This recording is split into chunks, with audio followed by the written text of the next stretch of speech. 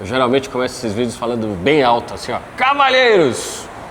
Mas eu acho que hoje a gente tem que começar com um pouco mais de seriedade. Né, professor? Imagina. Clóvis de Barros aceitou nosso convite para a gente conversar um pouco aqui dentro do AutoZan. E eu descobri que ele gosta de carros desse métier. Hã? Olha, eu estou encantado desde que cheguei aqui na Vanguard e estou doido para estrear o carrinho aqui e bater um papo. A gente vai contar algumas histórias dele lá na Europa também, ele tem alguns carros legais. Vamos conversar de carro, um pouco de cultura automotiva, certo? Certo. Certo, perfeito. E a gente, na verdade, já começa assim, ó, com o carro aberto. Você vê que as portas, elas são diferentes? São. São asas de gaivota. São. O motor desse carro tá aqui atrás, Clóvis. Geralmente você encontra os carros com motor lá na frente. E é um pouco daquilo que eu tinha te explicado, né? Um carro diferente. Eu acho que essa é a palavra. É por isso que a gente comprou. Não tem dúvida. E o desafio vai ser a gente entrar os dois e conversar 1h30 lá dentro. A Citroën tem estava falando do deux chevaux, dois cavalos. E até 58, acho que é isso, até 58, a porta, ela não abre assim, ela abre... Suicida, exatamente. Suicida, porta suicida. É a suicida. Se eu arrumasse um deux chevaux com porta suicida... Ele é entusiasta automotivo. Linda. Ele é gearhead, eu não sabia. Vamos conversar disso lá dentro? Bora lá. Então já vamos entrar? Vamos entrar. O Clóvis é gearhead, cara. Vocês não estão ligados. Eu não fazia ideia. Coube, né? Opa! Pra quem tá acostumado também com microcarros lá, né? É, lógico. Vamos falar também do carro que você quer comprar. Isso. A gente tem eu te dei umas ideias. Isso mesmo. Valendo, doutor Clóvis. Se o senhor puder puxar... Opa! Sou eu que puxo? Que bárbaro, hein? Nossa! Como é que eu chamo o senhor? Doutor Clóvis? Não, senhor, professor? Só Clóvis. Só Clóvis? Clóvis, Só Clóvis será, então. Só Clóvis será. Clóvis, nós estávamos conversando e eu descobri que você é um entusiasta automotivo de carros compactos. Pois é, eu gosto de carros tipo Jeep também, e carros compactos e carros que remetam a ideias e a estilos de vida com personalidade próprios, e isso pode variar de A a Z em termos de valor de mercado, né? Sim. A gente estava falando do dois cavalos, o deux chevaux da Citroën, que se tornou um símbolo do movimento ecologista alemão. Alemão? Alemão, curiosamente. Então o Partido Verde Alemão tinha nesse carro da Citroën um autêntico símbolo, e são carros que têm história, e que a história do carro se confunde um pouco com a história da história mesmo. Sim, da sociedade, né? E de certa maneira que andar num carro desse comunica muita coisa, né? Muito mais do que a simples funcionalidade do deslocamento. O carro, ele assim como a roupa, mas o carro é um instrumento, na verdade, né? Ele é uma verdadeira árvore de Natal de referências simbólicas, sabe? Quando nós estamos saindo aqui com esse carro e andando, né? É claro que o carro materialmente é o carro, mas qualquer pessoa que olha vai vincular o carro a N coisas que tem a ver com a vida delas e com a coisa delas, né? Puxa vida, esse carro tão pequeno, isso me faz pensar que seria bom, ou teria sido bom em algum momento ter um carro assim, porque não sei o quê, e as pessoas vão começar toda uma narrativa em cima desse flagrante, né? Que é o flagrante do carro. Então a gente está não só comunicando digamos, uma opção de vida, né? Porque... É uma mensagem. Claro, porque, claro, poderíamos estar dirigindo qualquer outro carro, poderíamos estar andando a pé, poderíamos estar, né? Mas o fato é que nós estamos aqui dentro. E não só nós comunicamos isso, algo sobre nós, como também damos a chance das pessoas, a partir daí, seguirem viagem nos seus pensamentos, nas suas ideias e algumas vão até muito longe, do tipo, por que será que esses caras compraram esse carro? Onde será que eles vão? Qual será a vantagem que eles viram em ter esse carro? E aí é todo O que esse carro significa? um encaminhamento de ideia que chama ideia, né? Esse processo de associação livre que um estímulo produz, e que o carro tem uma força muito grande para promover esse tipo de encaminhamento. Então eu sempre achei fascinante você ficar imaginando quem é que está dentro daquele carro para ter aquele carro como carro, entendeu? E mesmo quando o carro é um carro, digamos, de linha, comercial, trivial, que tem em cada esquina, ainda assim, né, não precisa ser alguma coisa extravagante, excepcional. Pode ser um Gol branco. Único, pode ser um Gol branco, né? Ainda assim, há todo Geralmente eles não vêm com roda preta, por exemplo. Por exemplo, né? Tem uma cadeirinha de criança, ou o cara põe uma escada em cima. Nossa, ou um adesivo que tem uma frase. Você já reparou como o carro, às vezes, diz mais sobre uma família do que a própria casa, sabe?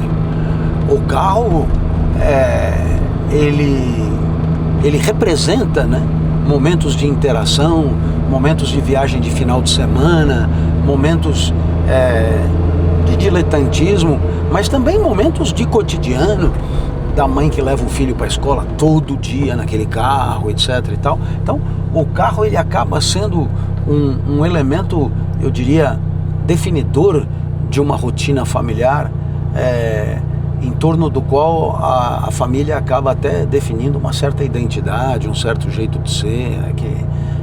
Por que vocês têm esse carro que tem? Porque a gente é assim, entendeu?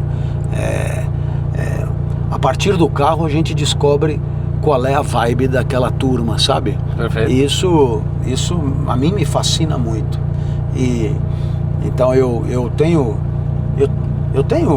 já quis ter tantos carros que eu não tive, que a lista é grande. Um é um Deux Chevaux, mas esse eu sei que eu vou ter, sabe? Me conta mais um pouco disso. Eu sei que eu vou ter um 2 cavalos. Qual que é o plano? Qual que é a ânsia?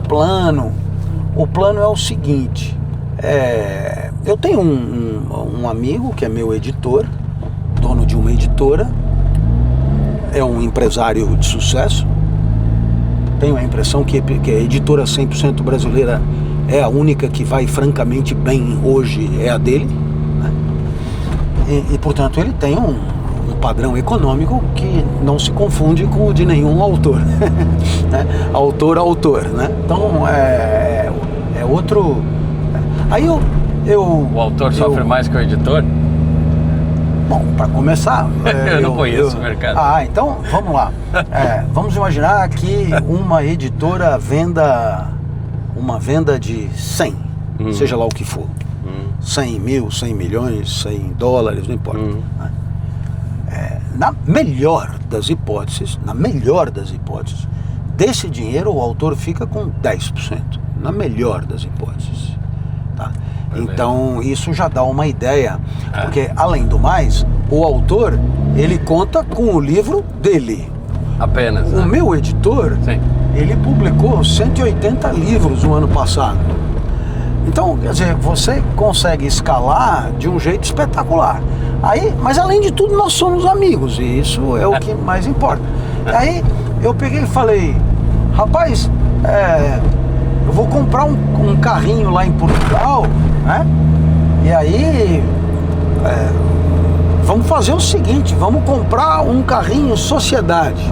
Aí quando você for lá, você usa, eu uso, ele, tá fechado, qual é o carro que você vai comprar? Eu peguei e falei, chama 2 chevaux, é um Citroën, não fabrica já há muito tempo, terá que ser um carro bem antigo.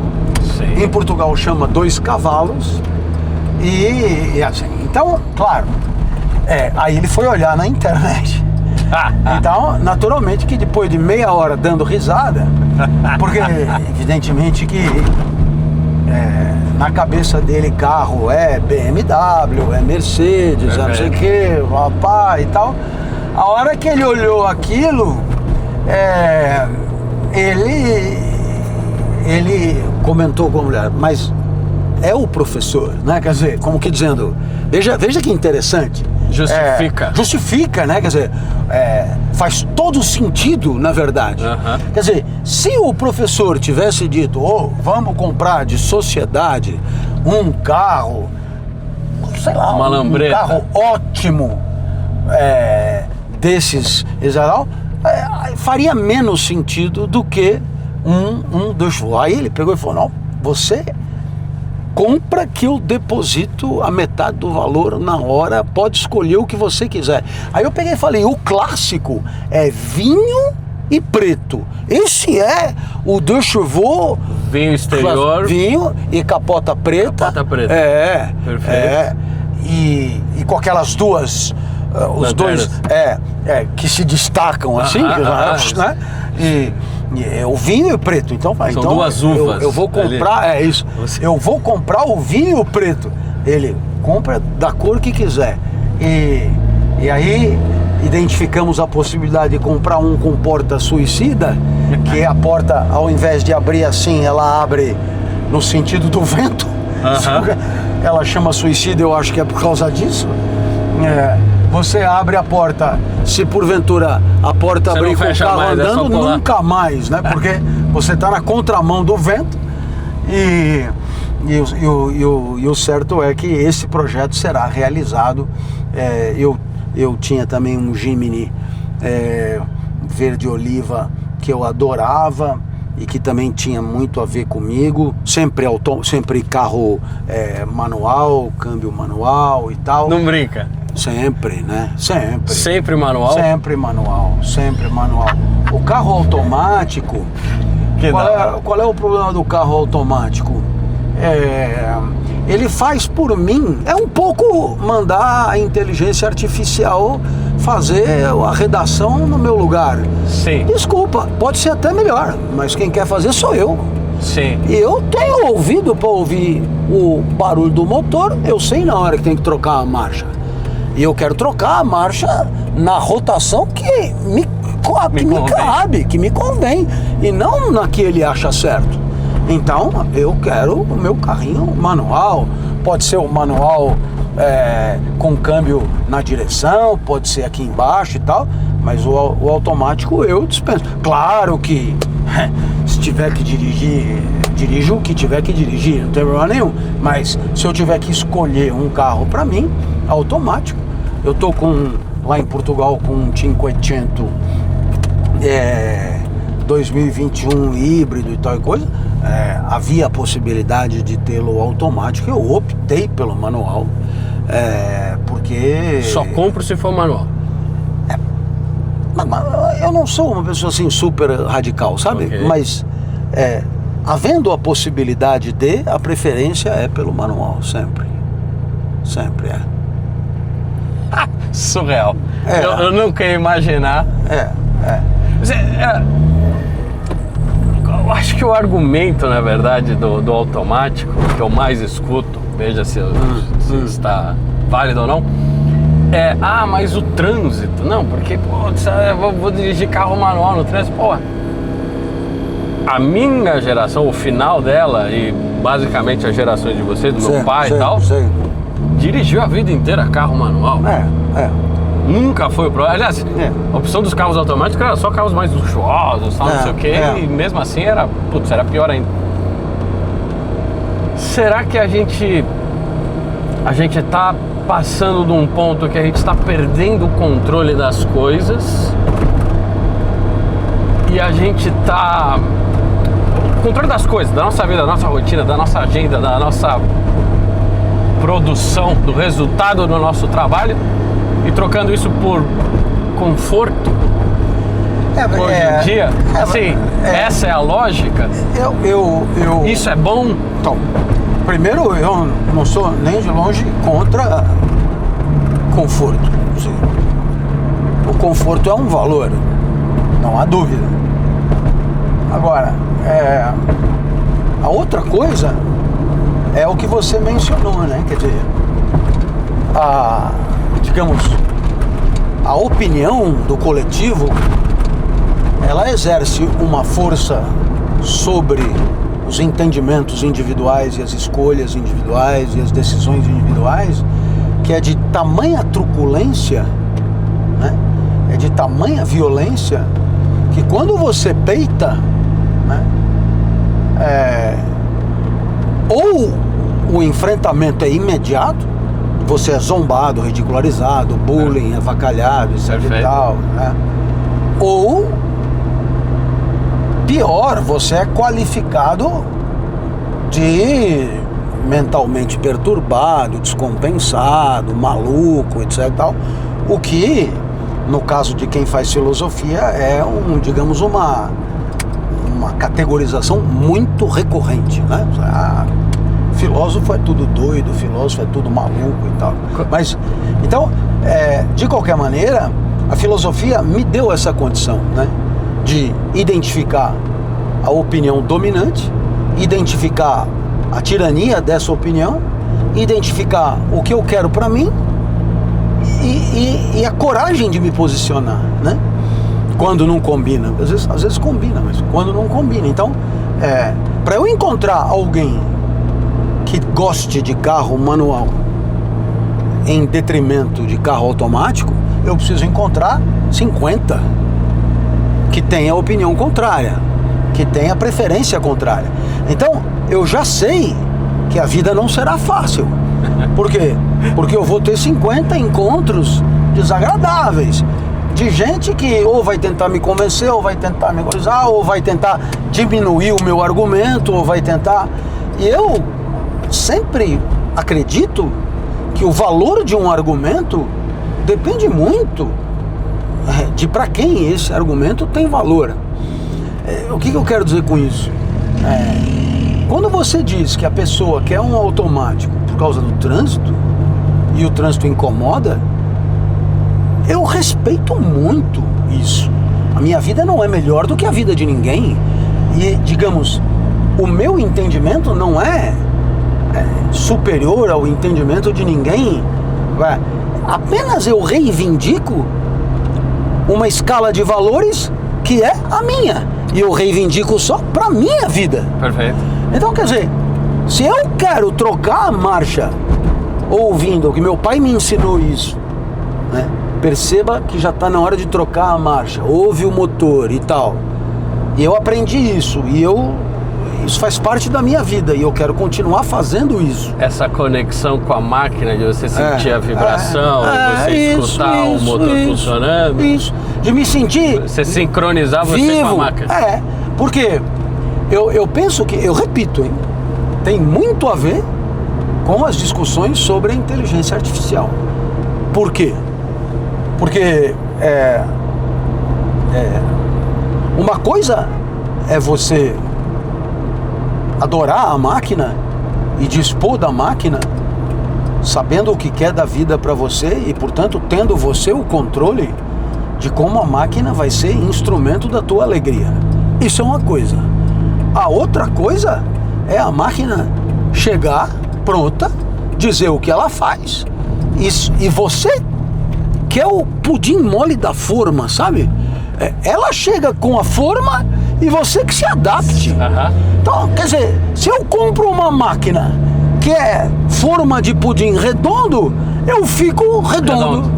Se eu compro uma máquina que é forma de pudim quadrado, eu fico quadrado. Não funciona assim. Primeiro eu sou assim. Aí então a máquina será avaliada, ela vai ter valor em função de quem eu sou, porque sou eu que vou usar.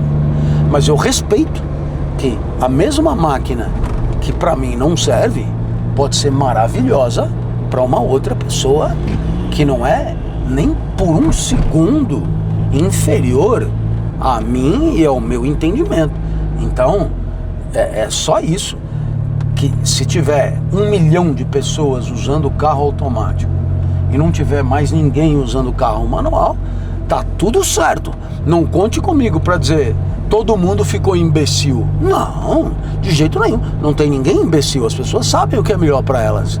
Apenas me deixa, né? As pessoas sabem o que é melhor para elas. De alguma maneira elas não querem enfrentamento com o outro, de alguma maneira elas querem mais conforto, de alguma maneira elas não querem ficar trocando a marcha, de alguma maneira. Então, de alguma maneira elas fazem escolhas que são cômodas, sabe? Então, pelo menos alguma ideia de como a vida vai ser mais fácil para elas, elas têm, sabe? Agora, o que eu não posso permitir é que um entendimento coletivamente aceito se imponha de forma avassaladora a me fazer viver de um jeito que eu não quero.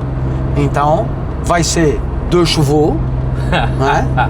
Ah, mas, professor, eu sei que o senhor dá palestra, teria condição de comprar um carro mais caro. Mas não tá aqui o problema. O carro não é a medida do meu ganho econômico.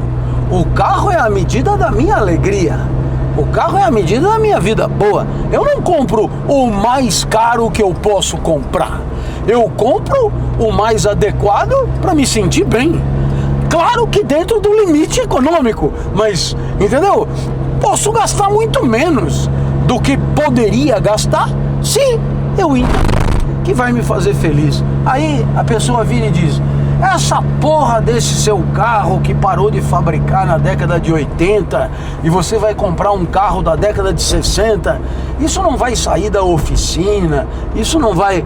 E aí é interessante, porque as pessoas, claro, enxergam no carro uma dimensão de praticidade, de deslocamento, etc., que talvez, para mim, não é objetivo. Ela possa ser discutida à luz de outras perspectivas, como, por exemplo, a minha alegria não está em chegar aonde eu vou chegar.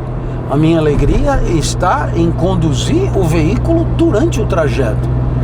Você percebeu? Não, perfeito. Tanto a viagem é a viagem. Aliás, esse nosso podcast é a maior prova disso. Sim. Porque nós vamos voltar para o mesmo ponto de que nós saímos. E nós estamos aqui curtindo. Agora, se eu curto dirigir o veículo trocando a marcha, isso é um problema que me diz respeito. É um problema que tem a ver com a minha individualidade, com a minha história, com a minha vida. E as pessoas, penso, deveriam me respeitar, assim como eu respeito todas. Até mesmo aquelas que dirigem carro automático. Não, algumas fazem pior, como, por exemplo, comprometem o orçamento familiar para ter um veículo que economicamente não poderiam ter. Submetendo, às vezes, as pessoas que estão sob seu guarda-chuva financeiro a uma dificuldade em nome de uma alegria. Eu eticamente é discutível, mas eu respeito todo tipo de entendimento, desde que as pessoas tenham, assim, a generosidade de também entender que na minha vida, na medida do possível, mando eu. Perfeito. Se você é responsável, certo? E às vezes tem uma família ali, né? Pois é. Não, mas essa responsabilidade, graças a Deus, nunca me faltou. E, portanto, Eu tenho aí meus 3 filhos formados e muito gratos à família de que fizeram parte. Mas eles aprenderam comigo coisas mais importantes ainda do que simplesmente não ficar devendo a mensalidade da escola ou essas coisas. Eles aprenderam comigo que eles têm inteligência suficiente para avaliar de maneira soberana o que lhes faz bem e coragem suficiente para defender o seu ponto de vista no que diz respeito à sua própria vida. Então, ainda que haja bullying, ainda que haja violência simbólica, ainda que haja achincalhe, ainda que haja... devem entender que não estão submissos e escravizados por uma opinião hegemônica que tem esse efeito assim de rolo compressor. E é isso que, de certa maneira, rege o meu entendimento sobre carro, sabe? Eu acho que é tanto mais legal falar de carro quanto mais o carro tem a ver com aquilo que há de mais essencial e genuíno da pessoa que tem aquele carro, sabe? Tem carros que não poderiam ser outros, sabe? Eu acho muito... Eu vou dar um exemplo que todo mundo conhece, que é o Mr. Bean. Perfeito. O Mr. Bean, ele tem lá o carrinho dele, né? Perfeito. Naturalmente que aquele carrinho é único, né? Ele, sei lá, já segurou a porta com a vassoura, tal, né? Mas enfim, o carro do Mr. Bean é o carro do Mr. Bean. E assim, eu também acho que o carro do professor Clóvis é o carro do professor Clóvis. Eu me lembro que eu parei que é um 2 cavalos, um Jimny e um 500 híbrido. Isso, eu tinha lá o meu Jimny, eu parei o meu Jimny no estacionamento do clube. E aí, bom, o estacionamento do clube tem um padrão de carro que tem a ver com o padrão de consumo do frequentador do clube. E aí então eu fui com esse meu amigo editor pegar o carro. Ele ainda não tinha andado nesse carro. Ele pegou e falou: deixa eu ver se eu descubro qual é o seu carro. Mas assim, ele não levou 15 segundos para descobrir qual era o meu carro. Mesmo? Não, nem... Por quê? Se destacava no estacionamento, gritantemente. Mas assim, ele se destaca. É carro como qualquer outro. Agora, Jimny? Claro, o Jimny é carro, não é? Ele é um micro carro, na verdade. Sabe que o Jimny, ele é um carro do mesmo segmento desse carro no Japão? É mesmo? Ele é considerado um K-car. Ele é um micro carro, então ele paga menos imposto, por isso que ele é diminuto, assim. Não, mas aí, você sabe, esse Jimny me foi furtado, né? Eu deixei o carro na porta de casa, 3 horas da tarde, e eu subi para pegar uma coisa em casa. Os caras roubaram um Jimny? Um Jimny? Eu não entendi o que está por trás da sua pergunta. Qual que é o objetivo de roubar carro hoje em dia? Acho que é o cara desmontar o carro e vender as peças no mercado paralelo. Certo? Não vai ser pra fuga. Acho que sim. O cara não vai fazer a fuga num Jimny. Tinha Audi atrás. Então. Ele pegou o meu Jimny. Aí, nas redes sociais... Eu entendo que a demanda por peças de reposição de Jimny seja menor do que de um Audi. Entende? Então, não desmerecendo o Jimny, não é isso. A explicação que me deram é que esse tipo de carro é usado em fazenda e tal, e ele é muito útil em terrenos hostis. Então, há sim não é tão anormal assim ter um Jimny furtado para esse tipo de uso. Não fazia ideia. Ele é descaracterizado, muda-se, tá, apaga-se o chassi, não sei o que e tal, troca-se uma outra coisa. Ele vira um outro carro e ele é socado aí No meio, por nos exemplo, espaços rurais Hilux, da vida. né? Hilux, você vai no aeroporto, os caras do aeroporto falam, olha, eu vou botar uma trava na sua roda, porque eu não garanto... Não, tem uma placa lá no aeroporto de Porto Alegre, se não me engano. Sei. Porque se você tiver uma Hilux, os caras vão roubar. Então... Isso é normal, os caras põem uma placa. Só pra, sei lá. Não, mas o que eu sei é que me levaram o Jimny. E assim, ele não apareceu mais. E veja, o seguro, que costuma, digamos, pedir um tempo para ver se encontra, costuma, né, fazer o trabalho dele e tal. Eu entendo perfeitamente. Na hora que eu falei que era o Jimny e tal, ele já me pagou o que tinha que me pagar. Isso aqui não tem a menor chance de recuperar. Tem saudade do carro? Muita. Que cor que era? Era verde oliva. Verde oliva. E vou contar. Tava com os pneus assim de...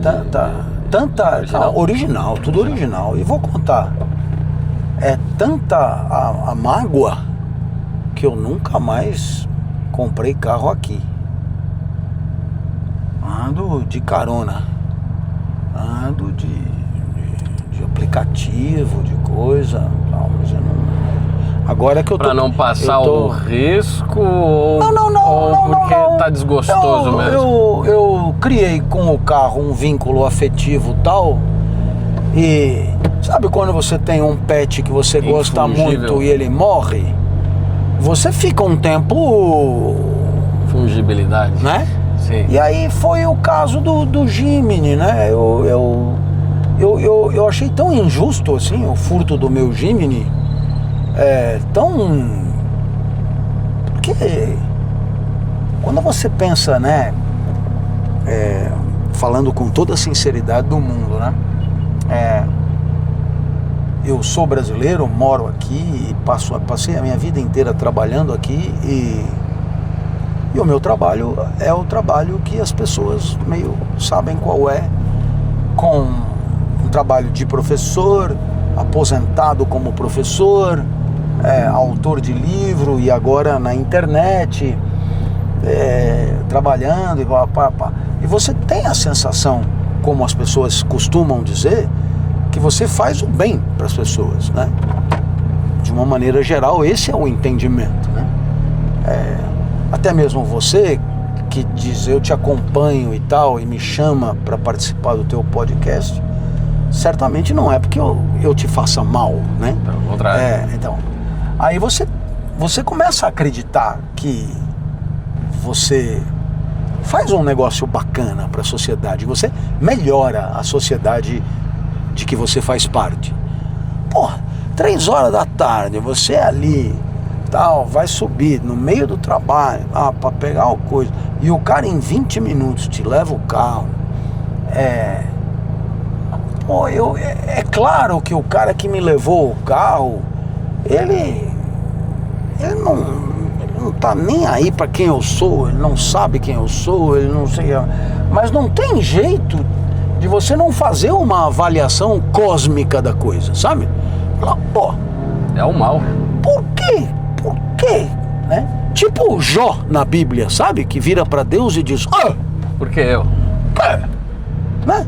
Porra, fiz tudo certo, Aí o cara pega uma coisa que eu gosto, que se eu não tivesse nem aí, pega o dinheiro do seguro, compra outro e tá tudo certo.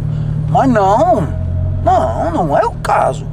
Era o meu Jimny e o cara tomou, sim, né? E eu me sinto... a agressão que eu sofri não é só a agressão do Código Penal, não é só a agressão, sabe, me roubaram não sei o que, não é só, não é. Já me furtaram outras coisas, e aí, bom, sabe, aquela coisa, furtou, bola pra frente.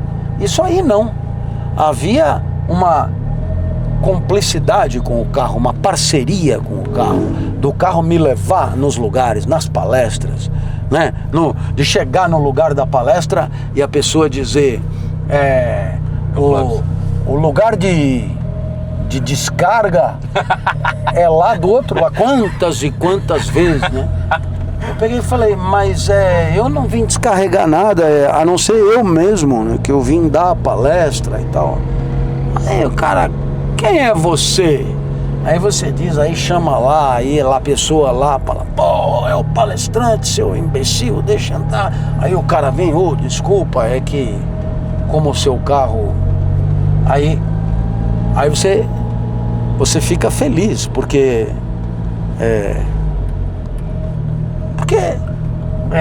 a reação inusitada das outras pessoas, assim, ela causa estranhamento. Esse desenquadramento é alegrador, sabe?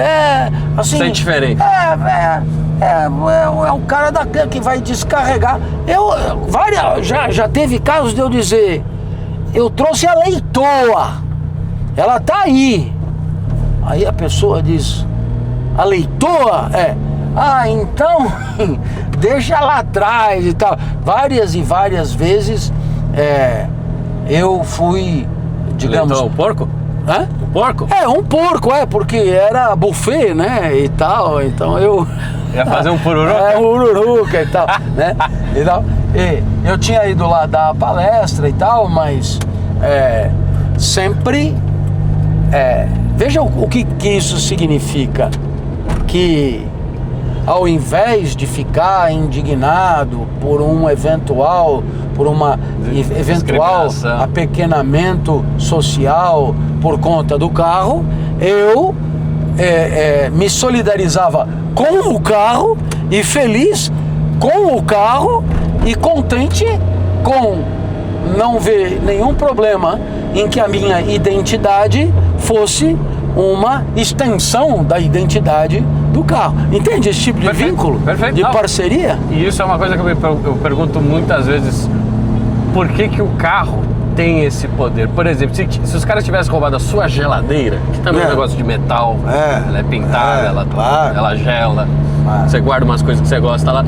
Por que se roubasse a tua geladeira, você fala, é uma geladeira, e o carro não? Da onde vem esse poder do carro? Eu não consigo responder isso. Mais um exemplo da minha trajetória. Sempre fui um fã de Kombi. Lembrei porque passamos por uma agora.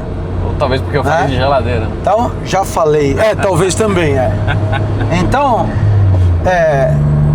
eu tinha um colega político, deputado federal na época, que você podia falar o que fosse para ele, ele diria, tá tudo bem, tá tudo certo. Não havia como ofendê-lo, assim. Você podia dizer as piores atrocidades, ele ia arredondar, tirar de letra e seguir para frente. Pois muito bem, um dia eu virei para esse cara e falei que comprei uma Kombi. E pela primeira vez na vida eu vi o cara aborrecido. Kombi! Ele falou, mas Kombi! Kombi é uma desgraça! Eu falei, porra, tirei o cara do sério, velho. Tirei o cara do sério. E é com a Kombi, né? Eu falei, Kombi, 2 cores, saia vinho, creme em cima, cortininha. Vinho. Vinho. Eu gosto do vinho. Não. Na verdade, é diferente. O vinho do Deux Chevaux é vinho, como se fosse um vinho tinto. Ok. Roxo, digamos assim.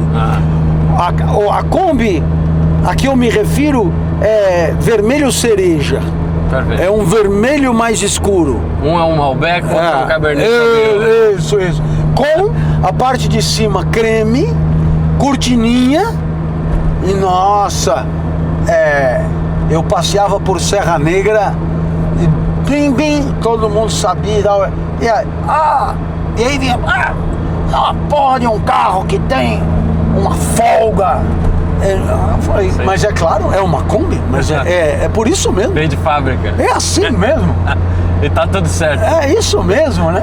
Então, e por quê? Porque meu pai tinha um amigo chamado Ercílio, que eu chamava de tio Ercílio, que tinha uma Kombi, e eu tinha sido muito feliz como criança andando com o meu pai e o tio Ercílio na Kombi, e por isso adoro o Kombi e me remete a uma infância feliz, e ninguém tem nada com isso.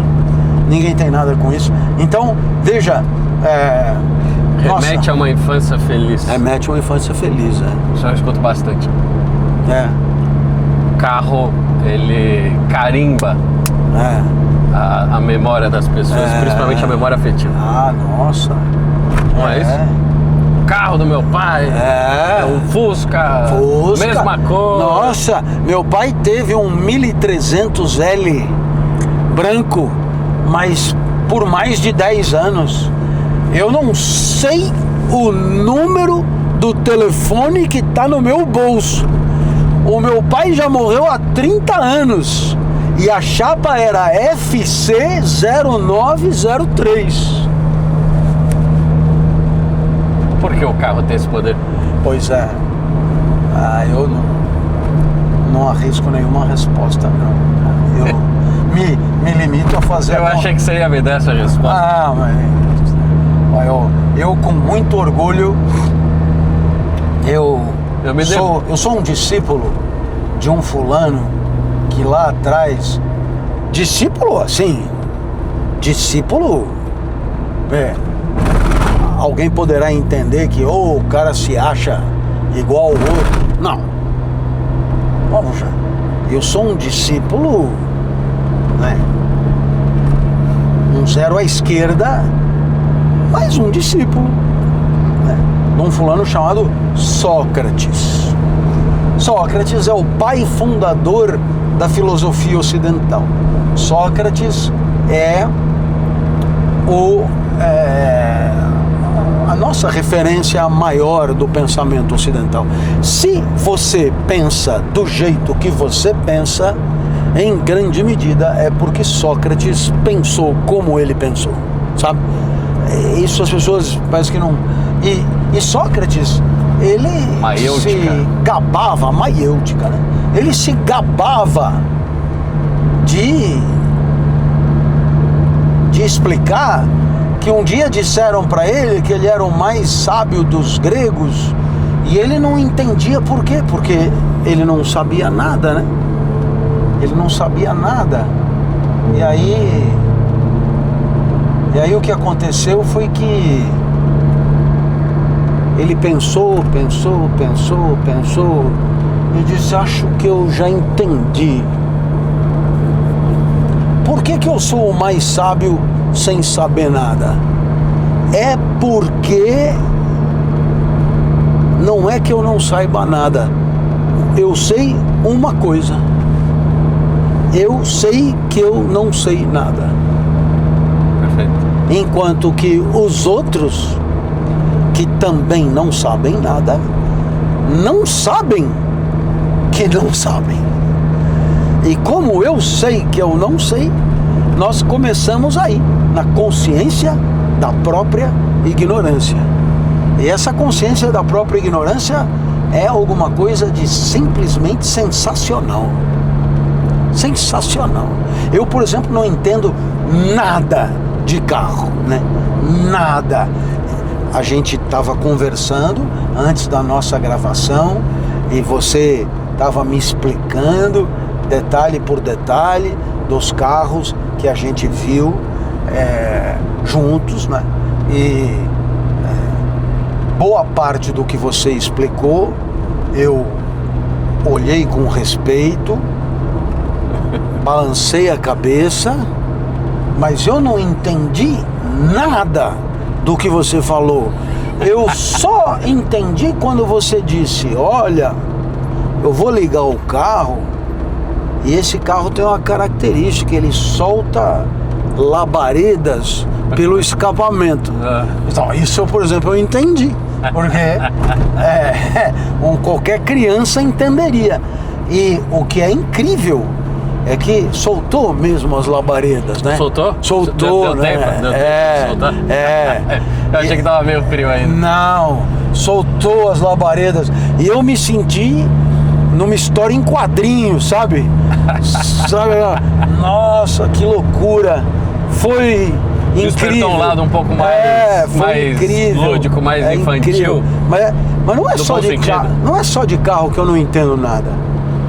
Eu não sei nada de odontologia, de engenharia civil, de botânica.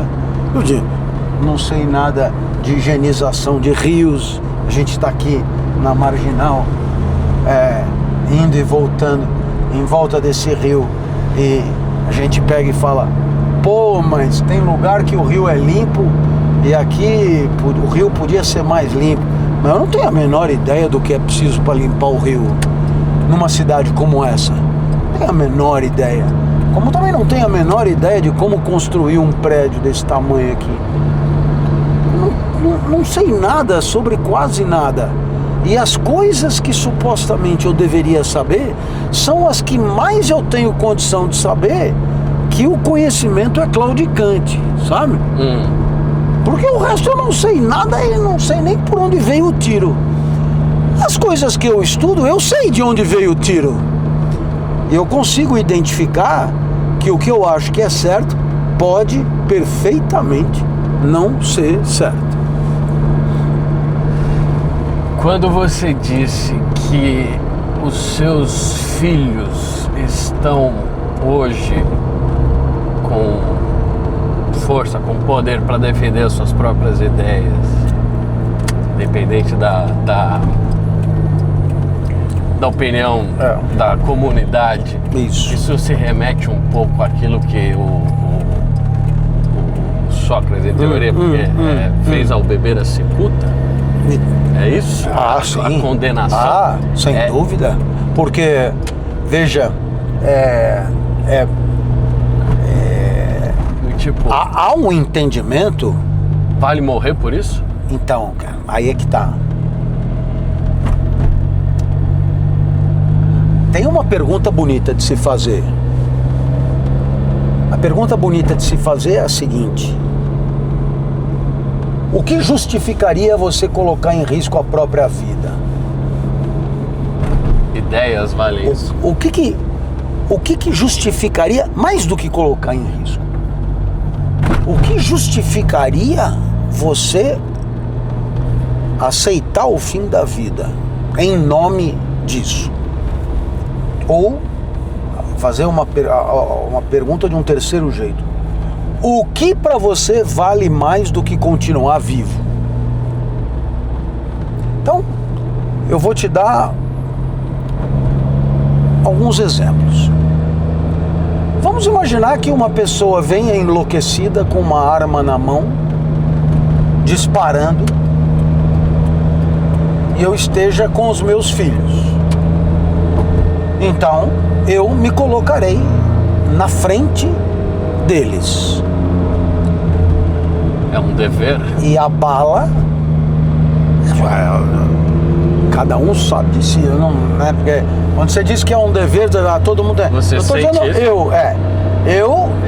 eu farei isso. Eu faria isso. Eu sei que não há dúvida que eu faria isso. Então, a continuidade da vida dos meus filhos, para mim, vale mais do que a continuidade da minha própria vida. Certo? Muito bem. Sócrates, ele foi condenado pelas leis de Atenas. O julgamento é justo ou é injusto? Discute-se. Mas ele foi condenado pelas leis de Atenas. Então, os próprios juízes que o condenaram fizeram chegar aí a possibilidade de redimir, de uma maracutaia. Sai à noite, a gente deixa tudo aberto, você vai morar em outro lugar e não enche mais o nosso saco.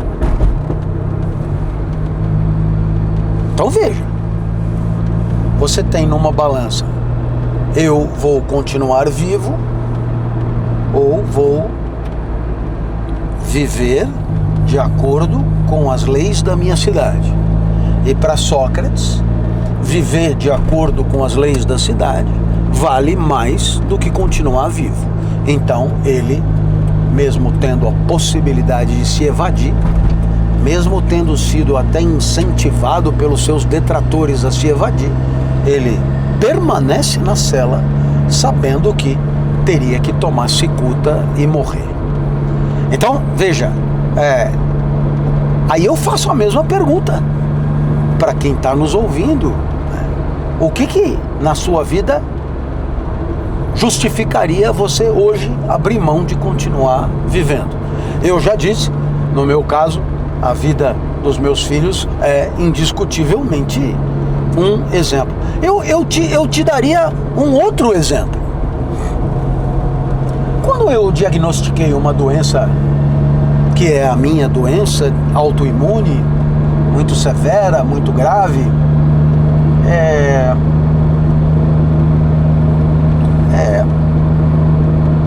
como toda doença autoimune, ela exige que eu tome regularmente o que nós chamamos de remédio imunossupressor, que é o contrário de uma vacina. A vacina fortalece, o imunossupressor fragiliza.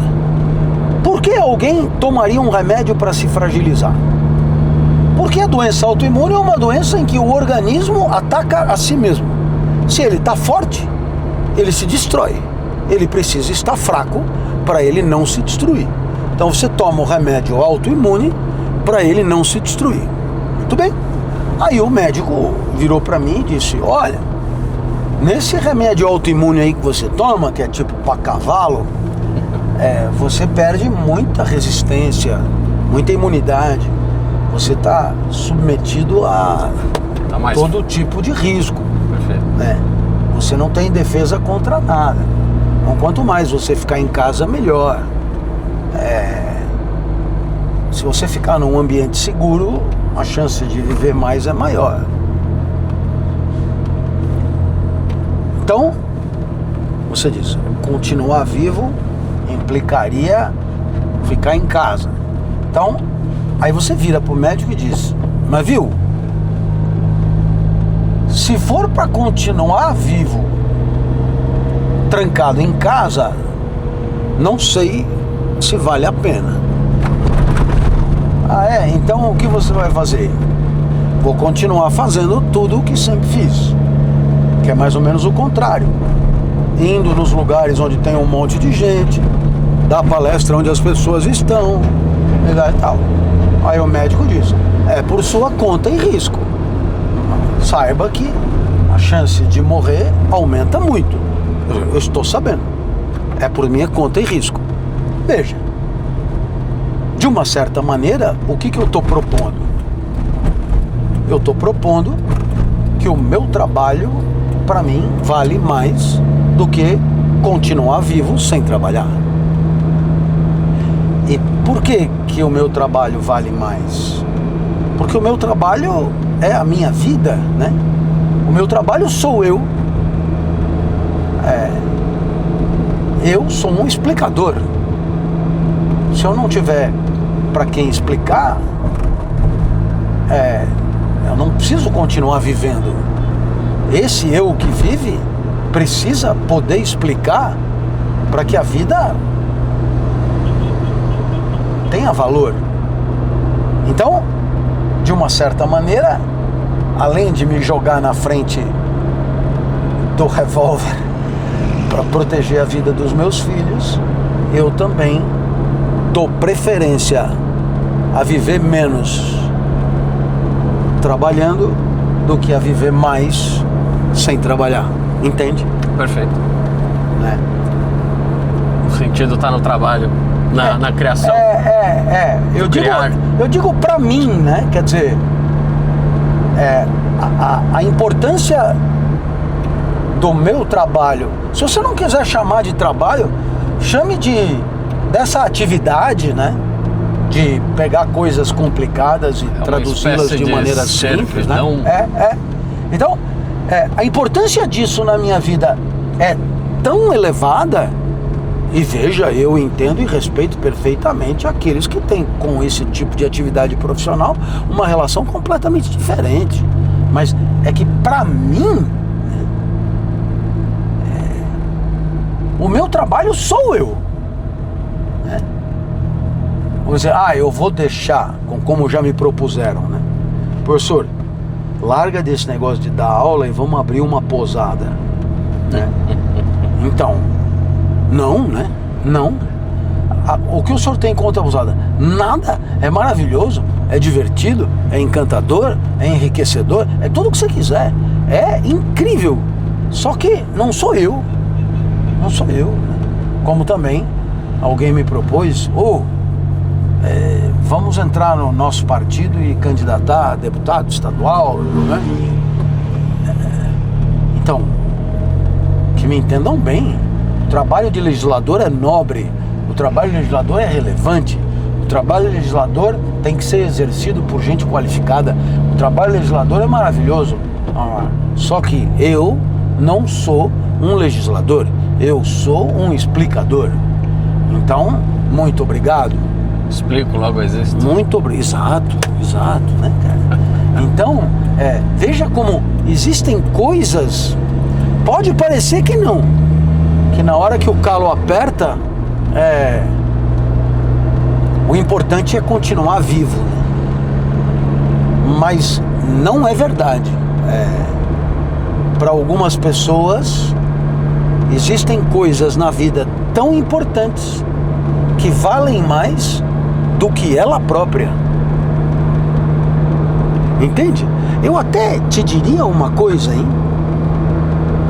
Todos os valores da vida vão além da sobrevivência. Quer dizer, claro que é preciso estar vivo, mas se eu tiver que lutar pela vida, não é lutar pela vida, é lutar por ver meus filhos mais uma vez, é lutar por dar mais uma aula, é lutar por alguma coisa que tem importância, entende? Talvez falta a palavra continuidade da vida. Continuidade da vida. Continuidade da vida, mas não de qualquer vida, né? Da vida que é a nossa vida genuína, né? Naquela vida que você se deu a oportunidade de se tornar dia a dia quem você é, né? Você se deu a oportunidade dia a dia de existir de modo harmônico a quem você é. E aí isso é muito especial. E você não vai jogar isso no lixo, porque quer dizer, me dá mais 10 anos aí. Mas esses 10 anos que você trocou sem poder viver a sua vida, serão 10 anos de uma vida sem sentido. Pobre. Uma vida descolorida, esgarçada. E é isso que você deve evitar. É preferível viver menos de maneira mais intensa, robusta, pungente e alinhada a quem você é, do que... Você já imaginou? Poderíamos até, eventualmente, fazer uma digressão sobre a própria eternidade, né? Alguém chega e propõe para você: eu vou deixar você viver para sempre. Só que tem que ser do jeito que eu quero. Aí não, né? Aí não. Eu acho que aquele dilema do Aquiles, quando ele chega pra Tétis e aí a mãe dele, né, vem e fala assim: meu filho, você tem duas escolhas. Você pode viver a vida de um homem comum, fazendeiro, você vai criar os seus filhos, você vai plantar a sua batata, ou você vai lá pra Troia, brilha, morre, só que todo mundo vai lembrar teu nome pela eternidade, certo?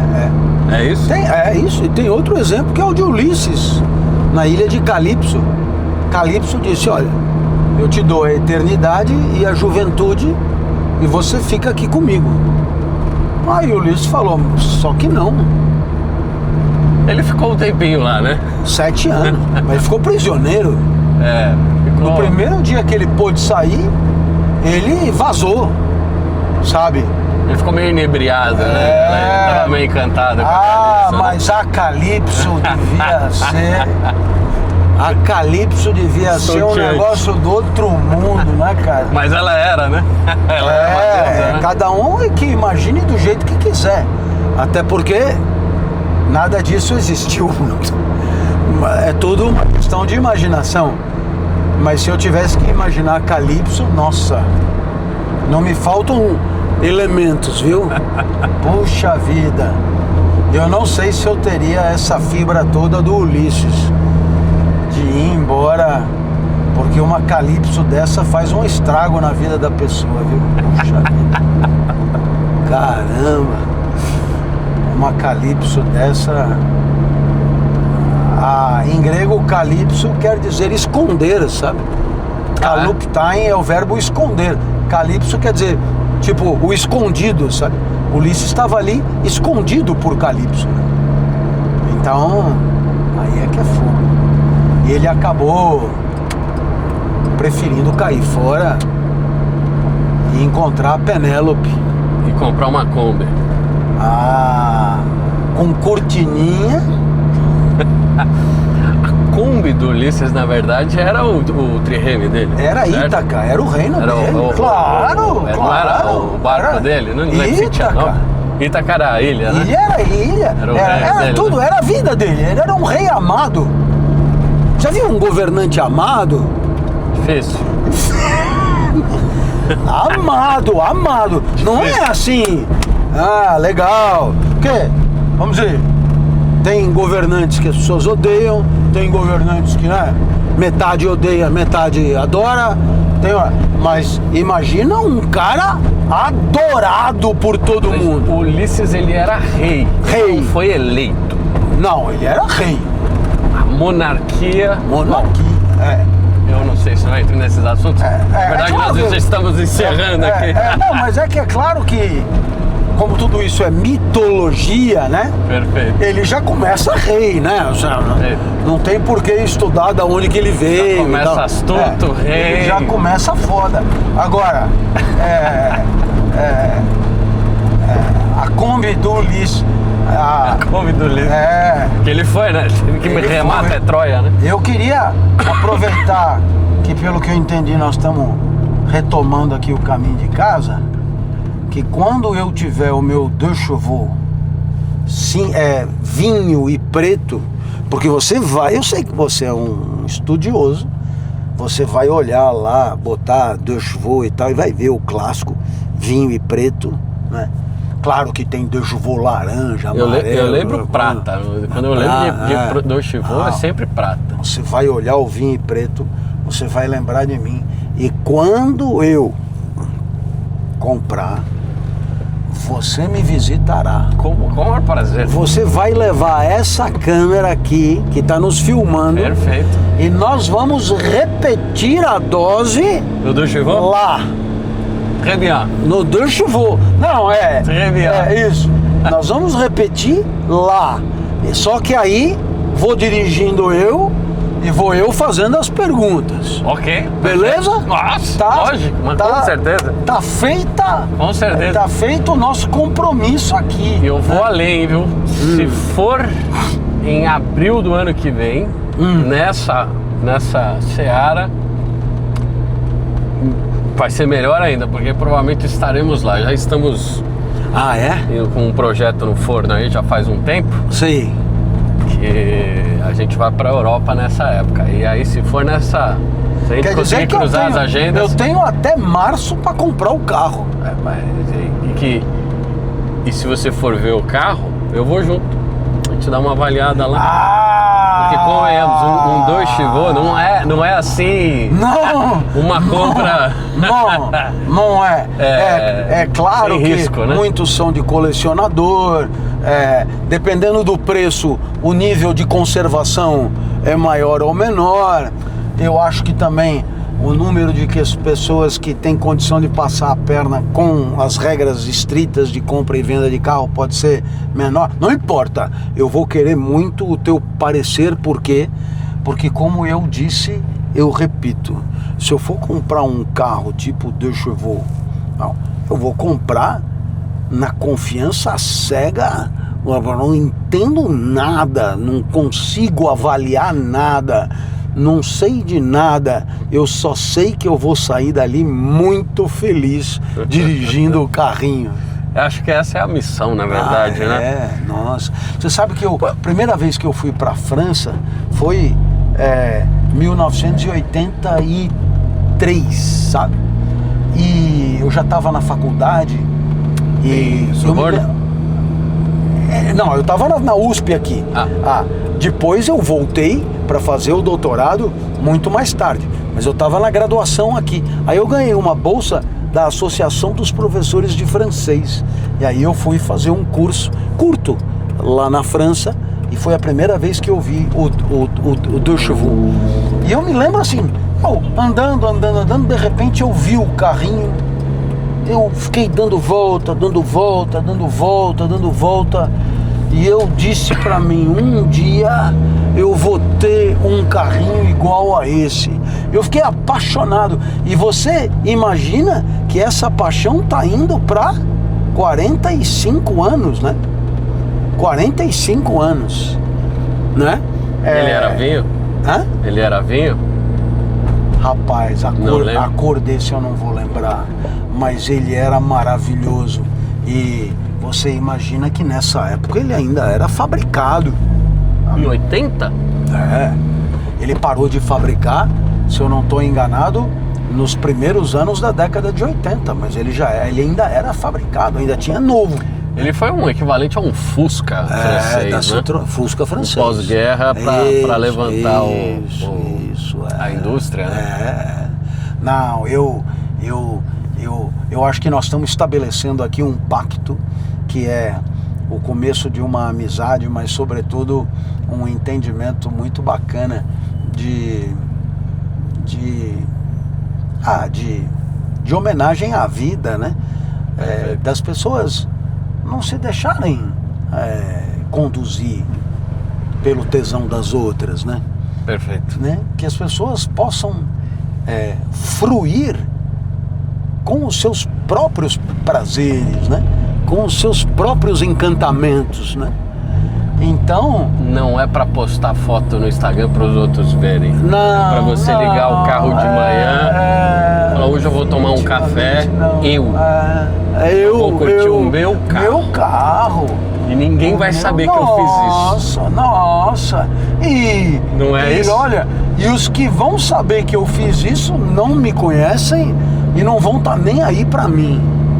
É um sonho, não é? Hoje em dia é um sonho. É um sonho, cara. É um sonho. Eu passo, a pessoa pode até olhar e tá nem aí. Por quê? Porque eu realmente acredito num mundo onde cada um possa fazer aquilo que bem entender, desde que não entristeça, não magoe, não ofenda, não agrida as pessoas à sua volta, mas que façam o que quiserem, sobretudo se puderem fazer, né? E aí, claro, eu tenho a grande sorte de ter sonhos bem economicamente modestos e com isso fáceis, relativamente fáceis de executar, né?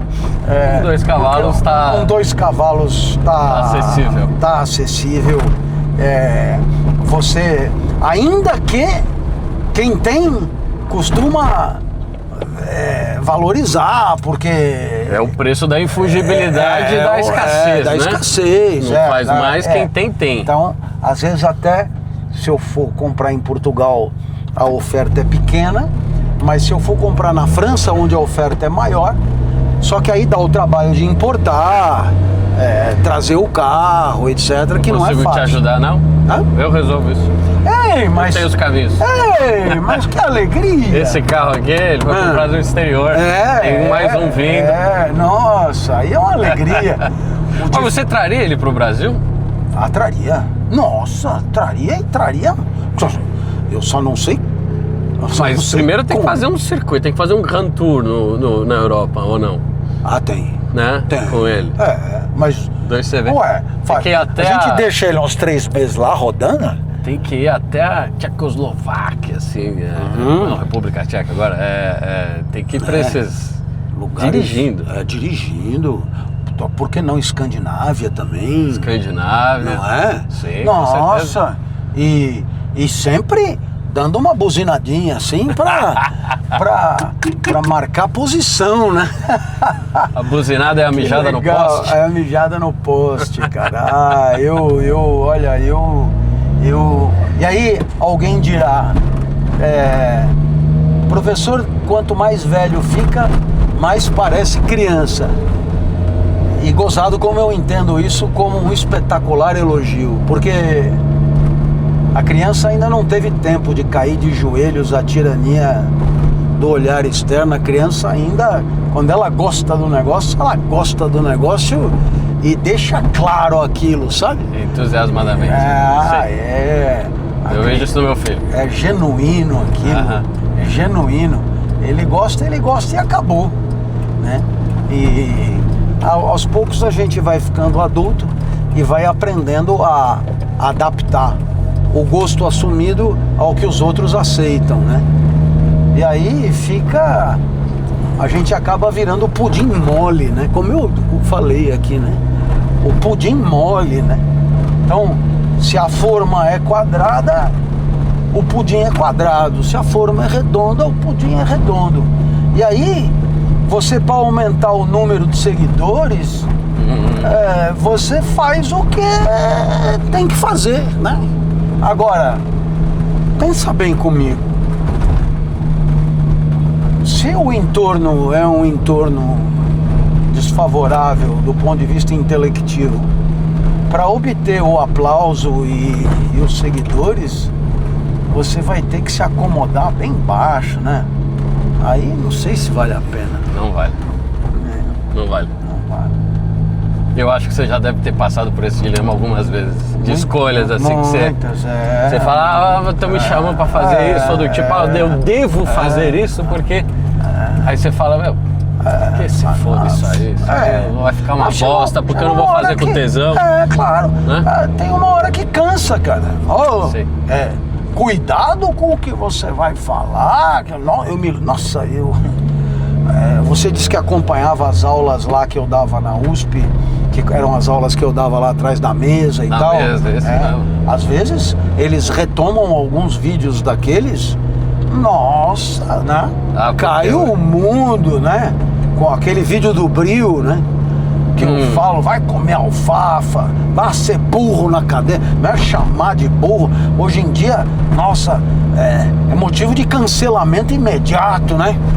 Que cancelem? Opa! E aí, claro, o problema é que a única coisa que não é dita é que se eu fiquei bravo daquele jeito é por amor ao aluno, é por querer que ele aprenda. Porque se eu não amasse o aluno, tanto faz. Não tá prestando atenção, tanto faz. Não estudou, tanto faz, sabe? Agora, se eu fiquei indignado, é por querer que ele aprenda, é por querer que ele melhore. A minha indignação é prova do meu amor pelo aluno. Mas isso nunca é dito. Então, às vezes fica cansativo. Essa é a rua Luiz Galotti. Você tem ideia de quem foi Luiz Galotti? Não tenho ideia. Eu também não tenho a menor ideia de quem foi. Assim como a maioria das ruas em São Paulo. Não, mas algum dia, se forem botar o nome de uma ruazinha dessa como o meu, faz isso em vida, porque depois não tem a menor graça. Imaginou, bota uma rua Clóvis de Barros, eu não saio da rua. Primeiro que eu compro um lugar, eu moro na minha rua, não é não? Justo. Acho bem legal, cara. né? Uma ruazinha é legal. E ó, devia homenagear meus colegas, Cortella, Karnal, o Beco do Karnal. O Beco do Karnal seria... Avenida Mário Sérgio Cortella. Você acha que seria uma rua tipo de paralelepípedo? Seria um asfalto suíço? Seria... Os meus colegas, esses aí que eu citei e outros... Seria um beco? Eles são do caralho, cara. Eu posso te dizer isso porque eu tenho a mesma profissão que eles. Eles dão nó em pingo d'água. Eles são tipo Ayrton Senna da didática, sabe? Sim. Sabe? O Karnal, você vê ele falando, ele não perde uma frase. O Cortella, uma máquina. ele não perde uma frase. Eles são foda. Eles são foda. Eles são o Romário da docência, cara. Eles são incríveis. Incríveis. E o professor tá no mesmo time? Ah, cara, aí eu Modéstia à parte. que os outros digam, né? Eu estou dizendo. Pô, então pronto, fique por sua conta e risco. Nós estamos de volta. Eu adoraria continuar, mas eu tô preocupado com o horário. também, Então nós vamos fazer o seguinte. Eu ficaria horas aqui. O próximo, um privilégio. o próximo vai ser num deux chevaux. Com certeza. Com certeza. De Portugal, do Porto a Paris, num deux chevaux, vinho e preto, com a revisão prévia sua para a aquisição confortável e segura. Vou ter que começar a estudar um pouco sobre 2 cavalos, mas bora lá. Você levará essa super máquina captadora de imagem e nós faremos um grande episódio que terá como mérito nos fazer felizes a bordo desse super veículo. Quem está nos ouvindo vai fuçar na internet e eu acho que o número de consultas de deux chevaux, D-E-U-X, de 2. E chevaux é o plural de cheval. Cheval é cavalo, chevaux é cavalos, né? C-H-E-V-A-U-X. Não confundir com cheveux, que é cabelo. É chevaux, que é cavalo. Deux chevaux da Citroën. É muito legal. Muito legal. Muito obrigado, professor. Muito obrigado. Obrigado, Clóvis. Um prazer imenso. Imagina. E muito honrado. obrigado por me acolher na tua casa, no teu lugar. Já está na minha casa há muito tempo. Parabéns pelo teu sucesso. Perfeito. Valeu, querido. Muito obrigado. Valeu, gente. Valeu. Valeu.